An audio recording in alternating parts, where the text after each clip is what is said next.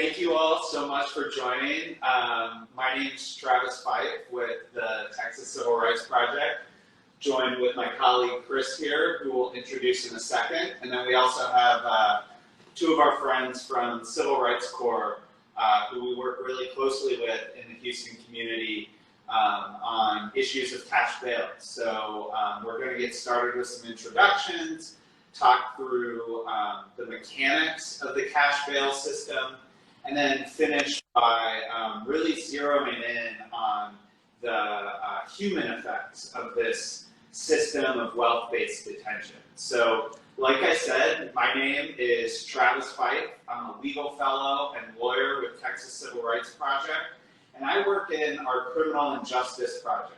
Our Criminal and Justice Project is the kind of segment of Texas Civil Rights Project's work that really focuses on the way that racial and economic inequality pervades our criminal and justice system and unnecessarily punishes people, deprives them of connections to their family, their loved ones, their jobs, and we use a combination of litigation, community advocacy, and organizing to oppose those brutal policies. And I'm really lucky to be joined with my good friend and colleague, Chris Rivera. Hey, hi everybody, my name is Christopher Ura, and I am the outreach coordinator for the criminal justice team, and I work closely with Travis as well as a couple other attorneys in our team, and I'd like to kick it off to our CRC partners.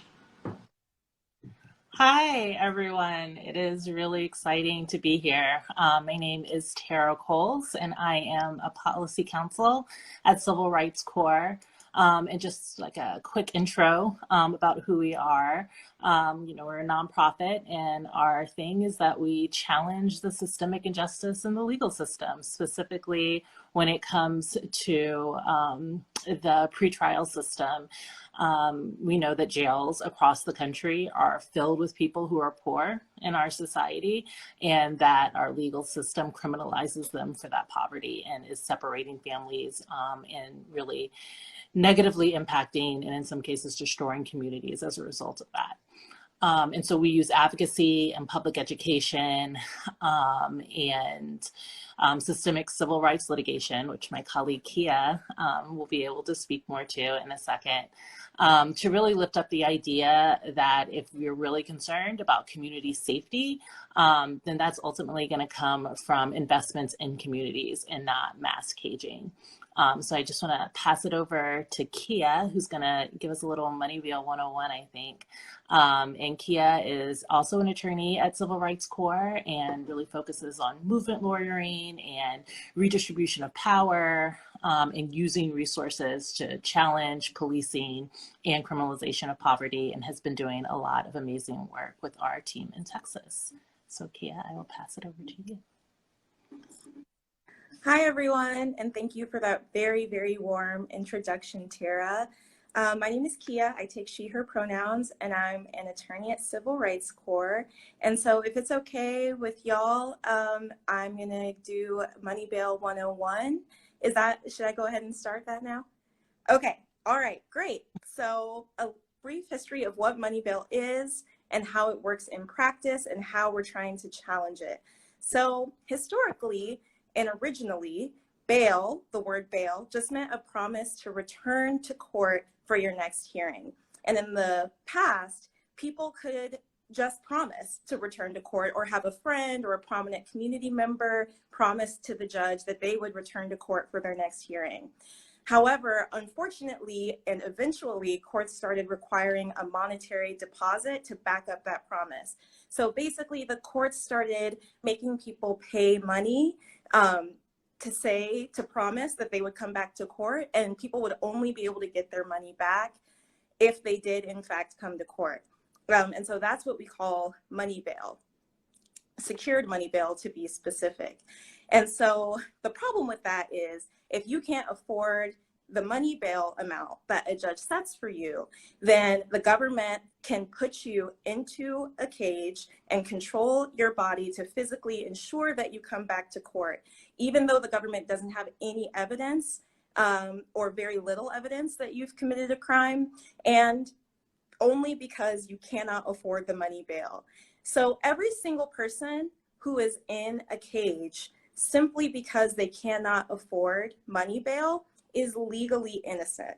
The government is holding them in a cage despite not having evidence that they committed a crime. And the only reason they're holding them in a cage is because they cannot afford the money bail that the government set in their case. So an example of this, Civil Rights Corps currently has class action litigation happening in Harris County, Texas, about the bail system, along with our partners here.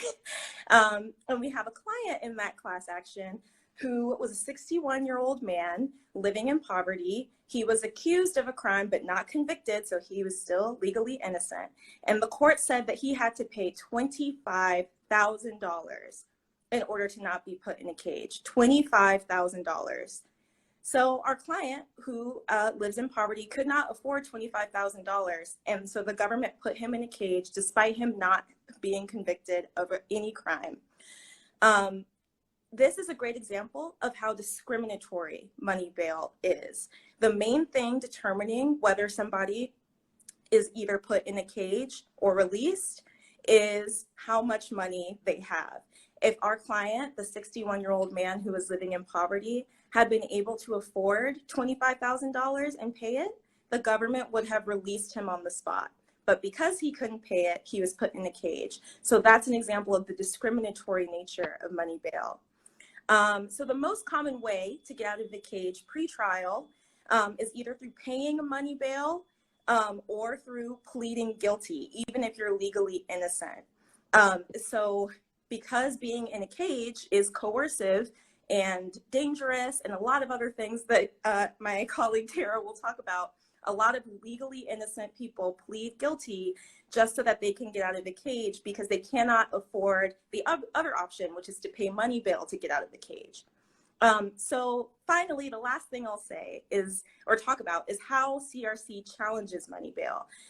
So we use concepts in the 5th and 14th Amendments called procedural due process, substantive due process, and equal protection, which are all very fancy ways of saying that the government shouldn't be able to discriminate against poor people or infringe on anyone's fundamental rights to liberty and bodily autonomy without meeting a really high standard first. So what we do is we use those concepts of substantive due process, procedural due process, and equal protection to advocate for courts to release people pre-trial. We advocate that courts do not put people in a cage without evidence simply because they are poor, and instead that they follow the constitutional principles that have existed since the beginning of the Constitution to release legally innocent people pre-trial. Once again, 100% of the people who are only in jail because they can't afford bail are legally innocent. So releasing people pre-trial is crucial to public safety because it allows them to go back to their jobs, take care of their children, maintain their housing, and other crucial aspects of life that everybody has the fundamental right to enjoy. So I'll go ahead and stop there and pass it along. But thank you, everyone. Thank you, Kia. That was a great overview.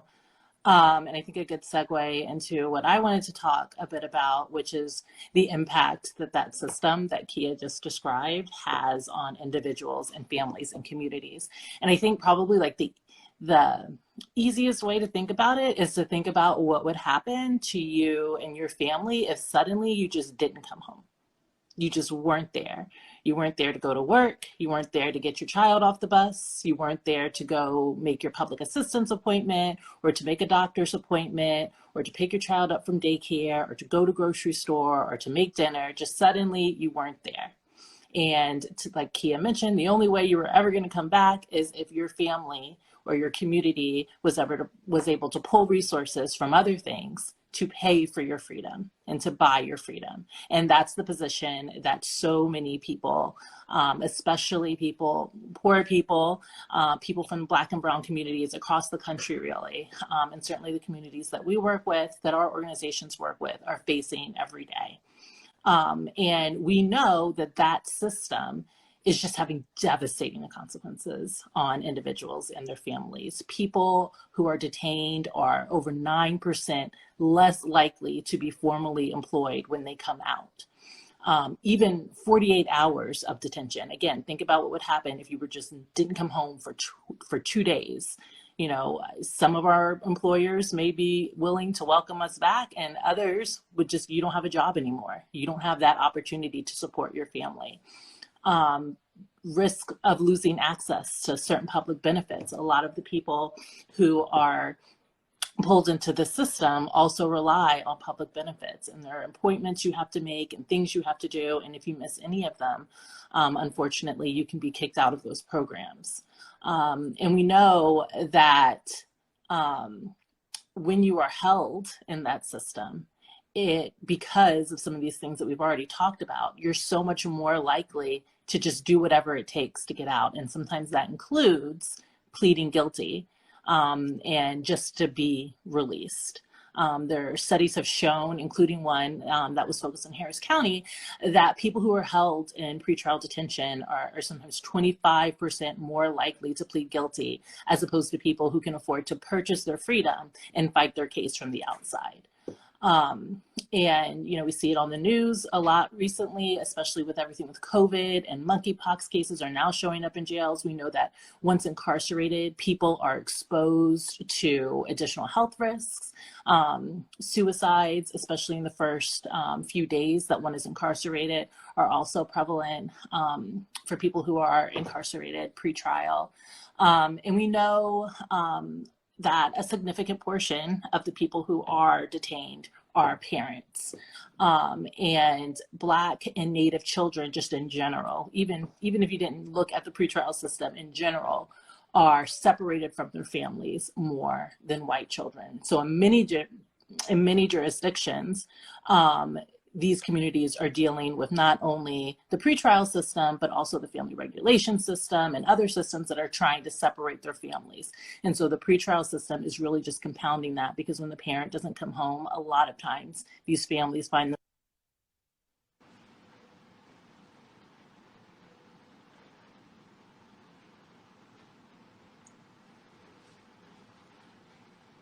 So Tara, it looks like you are cutting out.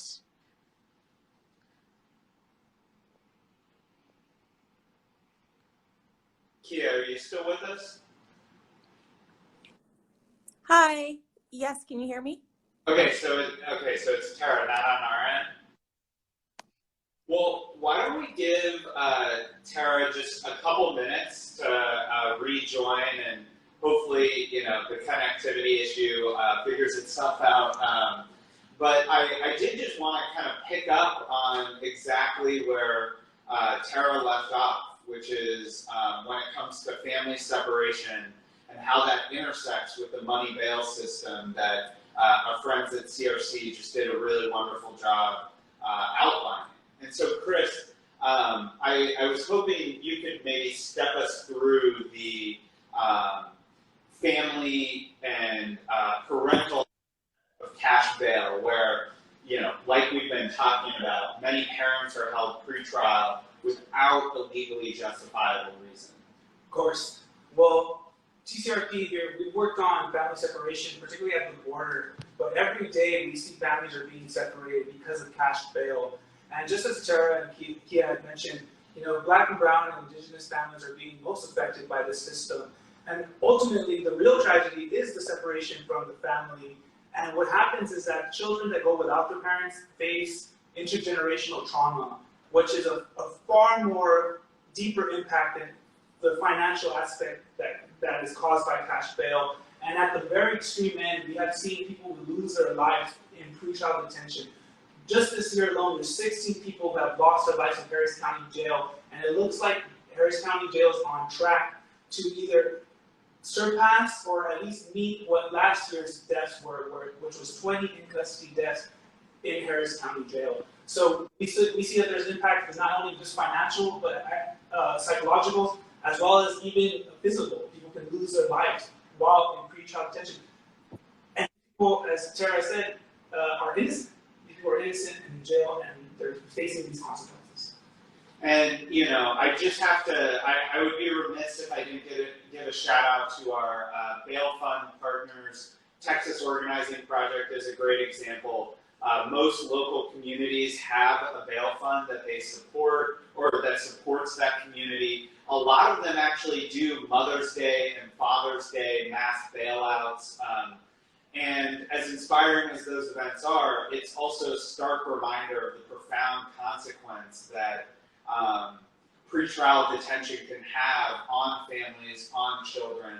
And, you know, I think one thing in Harris County that is especially alarming, and I was hoping, Chris, you could explain the scope of this, is a lot of these people are held on crimes you wouldn't imagine as being requiring pretrial detention, even if any crimes require pretrial detention. So, Chris, what are large populations of the Harris County jail population currently being held on? So, from what we've seen at least about 10% of the jail population is there for a drug charge, which I would just add that we are criminalizing people for something that is a health issue. And so 10% of the jail population is there because of a drug charge. And just to put an idea of what the cash bail system is, 40% of these people that are there for a drug charge will receive a bail that is $10,000 or less, meaning 60% will receive a bond that is set to $10,000 or higher, exacerbating the overcrowded jail population we have in Harris County.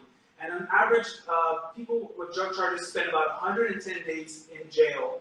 Again, innocent, they haven't been found guilty, and that amounts to about 3.5 months incarcerated. So, you know, just as our partners at CRC mentioned, 3 months, no employer is going to wait for you. You know, you can lose your house. There's a lot of consequences to that.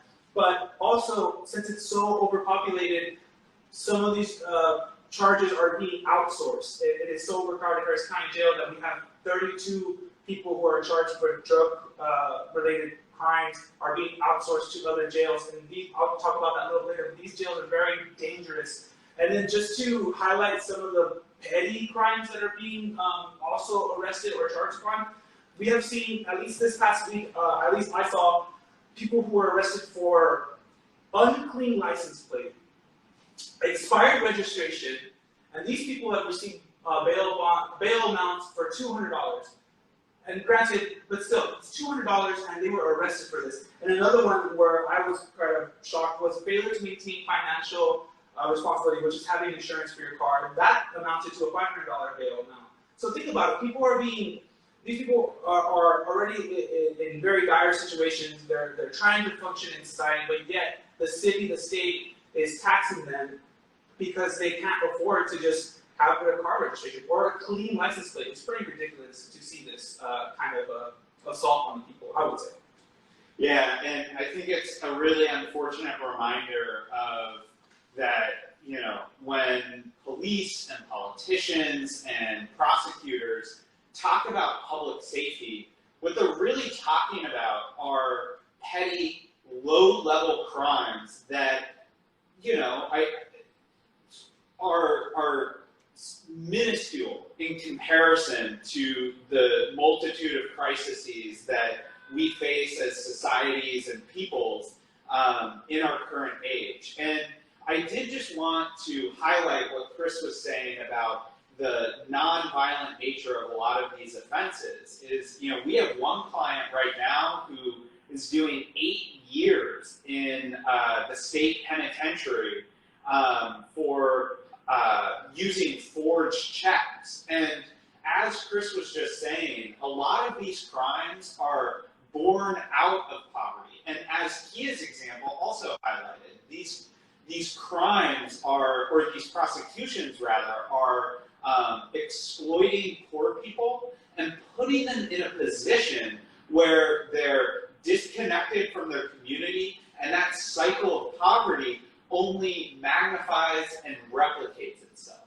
And Chris, I know you just alluded to the outsourcing of many of our Harris County loved ones and community members who are being sent off to the notorious LaSalle jail in Louisiana. And I was wondering if you could tell us more about that.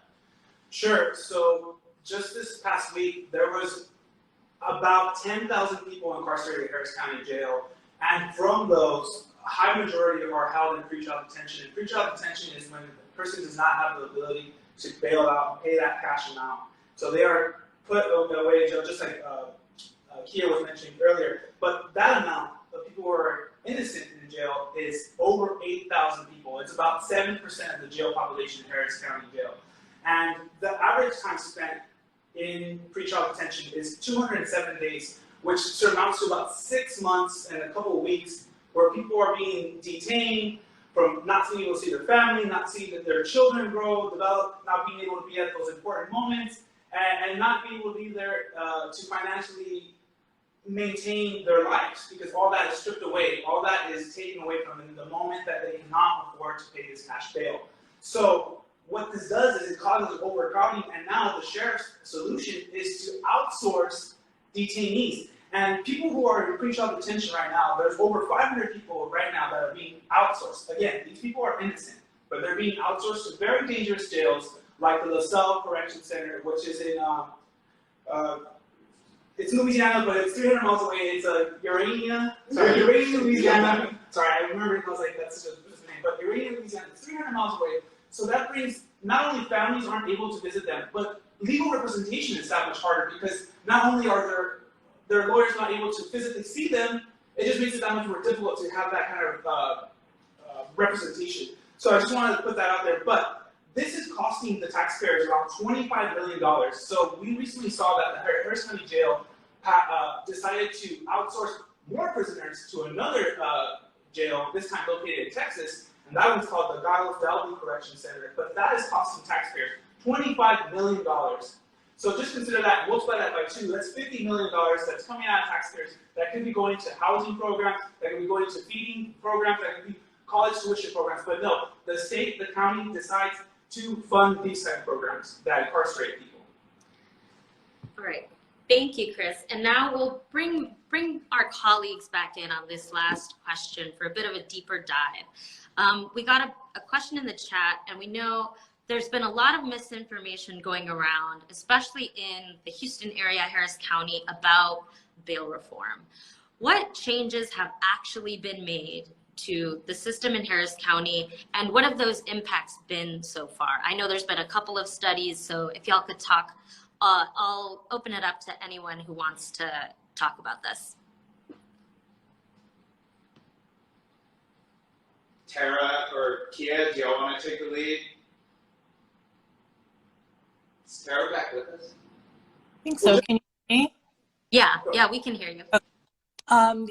I certainly can, I know you mentioned the studies, and I definitely, sorry about my sound recently, but there's actually a really, I think, good article that came out recently that really outlined some of not only the changes, but the impact they're having and not having, right? So there is a big misconception, and there's certainly an effort to make it seem as though they're releasing people somehow creates some risk to the community.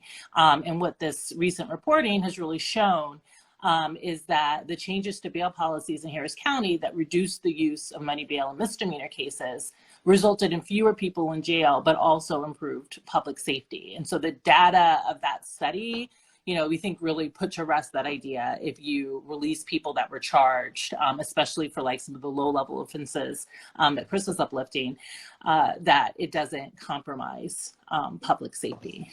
But I'll let Kia, I don't know if you want to go into a little bit more depth about what was accomplished in Harris County. And we have the link to the article that was mentioned. If you check our bio, the links are there. Yeah, thank you so much, Tara. So yes, exactly like what Tara was saying, actually studies are usually directly the opposite of what is being talked about in the news, which is that releasing people pre-trial is crucial to public safety because of all the reasons that Tara mentioned earlier, which is that it allows people to work, it allows people to maintain their housing, it allows people to take care of their children and maintain their relationships, which reduces their chances of then reoffending. But also to talk more specifically about what Civil Rights Corps and all of our partners have done in Harris County so far is that earlier, a couple of years ago, we filed a case that basically asked the court to release people who have been accused of misdemeanor offenses. And once again, we use the same legal concepts that I talked about earlier: procedural due process, substantive due process, equal protection, all very fancy ways of saying you should release people pre-trial. And so we did that for misdemeanor, for people who have been accused of misdemeanor crimes. And so far, Harris County has been releasing most people who have been charged with misdemeanors. And the study that Tara mentioned earlier is showing that through releasing people who've been charged with misdemeanors, actually public safety has improved. And so it's crucial that we continue doing this kind of advocacy and asking courts to release people regardless of what they're charged with pre-trial, because I think we all imagine that the criminal legal system involves a lot of jury trials and a lot of back and forth with lawyers and judges, the way we see on TV. But the reality is that over 90% of cases, usually they end in a plea deal. And a lot of that is because of the coercive effects of pretrial detention, because people are in a cage, they aren't able to work, they aren't able to maintain their relationships, they aren't able to maintain their housing. And so even though they're innocent, they plead guilty just so they can get out and return to their life. And so what Civil Rights Corps is trying to continue to do is to advocate that courts release people pre-trial regardless of what they're charged with, so that we can increase public safety and make sure that everybody is enjoying their fundamental rights.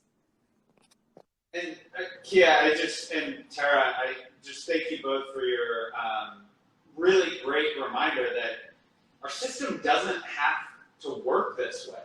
You know, whether it's the O'Donnell bail reforms in Harris County, or it's the jurisdictions across the country trying to transform the pretrial detention system, we really can build community safety without cages, without well-based detention, and without the truly unimaginable effects of separating kids from their families. And so if there aren't further questions in the chat or anything like that, I think we all should just really end on an inspiring note, which is that there are organizations across Texas, community bail funds, litigators, people at the legislature, and just people who, you know, care about their block of the city, fighting the unjust and unfair detention of people, whether it's pre-trial or at TDCJ. And I know we at TCRP are so grateful for CRC and this partnership, and we're even more grateful for those of you who are curious about these issues and who want to learn more. Well, on that note, I think we'll close it out and let Kia and Tara off. Thank you everyone for joining.